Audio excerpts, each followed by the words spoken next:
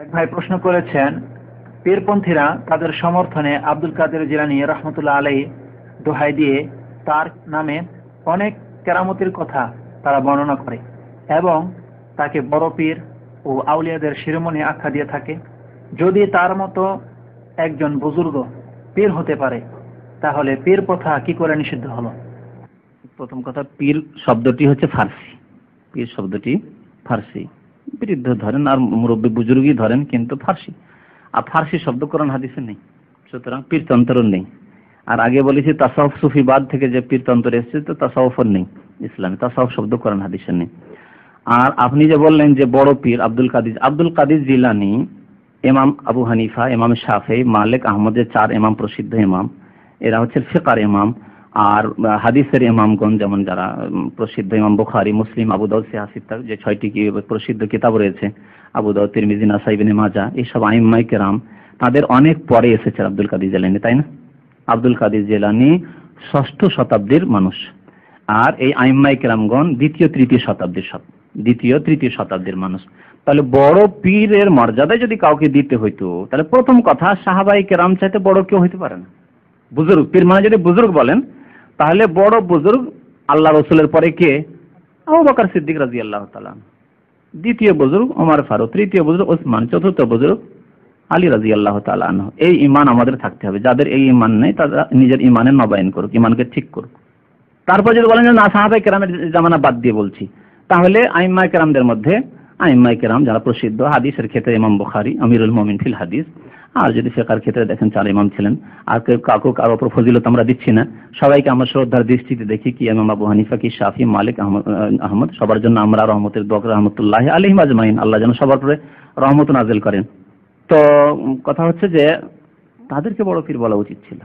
আর বিশেষ করে এই পীরের ফিতনায় লিপ্ত রয়েছে আমাদের দেশে হানাফি ভাইরা, সুতরাং তাদেরকে ইমাম আবু হানিফার শ্রদ্ধার ক্ষেত্রে তাদেরকে বড় পীর আবু হানিফা বলা উচিত ছিল। যেমন তার ফিকহ, তার ইমামতিকে শিরোধার্য করে মেনে নিচ্ছেন, ঠিকই তেমনই তার তাসাউফ, তিনি কি মুত্তাকি পরহেজগার ছিলেন না? যেমন তিনি ফাকিহ ছিলেন, ঠিক না? ইমাম আজম বলছেন এই জন্য অনেকে, তো ফাকিহ ছিলেন, এতে কোনো দ্বিমত আছে কি? মানে ইসলাম সম্পর্কে জ্ঞান রাখতেন।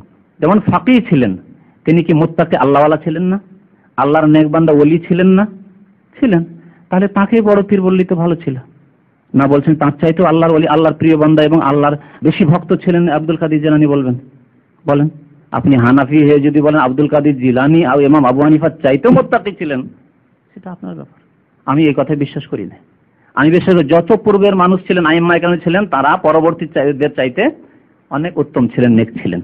যেহেতু তারা ওই 3টি যে স্বর্ণ যুগ রয়েছে, খায়রুল কুরুনি কারনি, সাহাবায়ে কেরামের যুগ হচ্ছে উত্তম যুগ, তারপরে তাবেঈনদের, তারপরে তাবেঈনদের, তারা হয় সেই যুগ পেয়েছেন অথবা সেই যুগের কাছাকাছি ছিলেন তারা।